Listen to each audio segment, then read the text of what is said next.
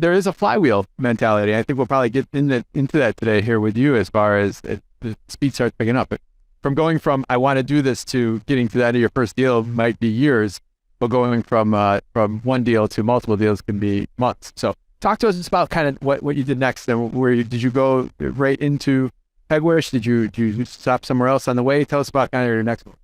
No, we stopped on the way. We took a while, 𝗥𝗲𝗄𝗏. But Mark, to your point, real estate is not fast money.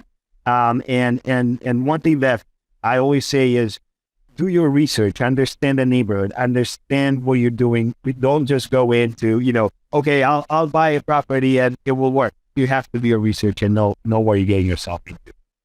So next, our family was growing, and my wife is like, well, we were living in a 2-bedroom, 1-bathroom apartment in our Rockwell building.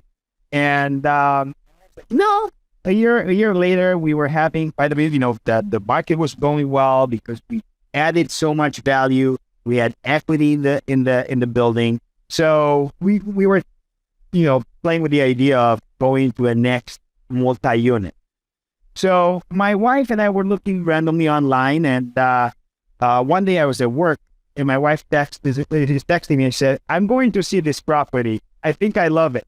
I said, "Sure." Like, oh my goodness, that's aggressive. And 2 hours later, I get a text message, "We are buying this property, FYI." I'm like, "Oh, okay." So I called my agent. I ran the numbers. I looked at the property, and we basically put an offer in 2 days later. So this new property is a there's three. It's a 3-flat. It's actually a 2-flat with a coach house in the back in the Ukrainian Village area. So the reason we got so attracted to it is because of the coach house in the back. So, by a year already into it, living free and making some money from the rental, we got my wife and I, we got addicted to the fact that okay, we want other people to pay our bills. So we said, okay, delayed gratification. We're not going into a single family home yet.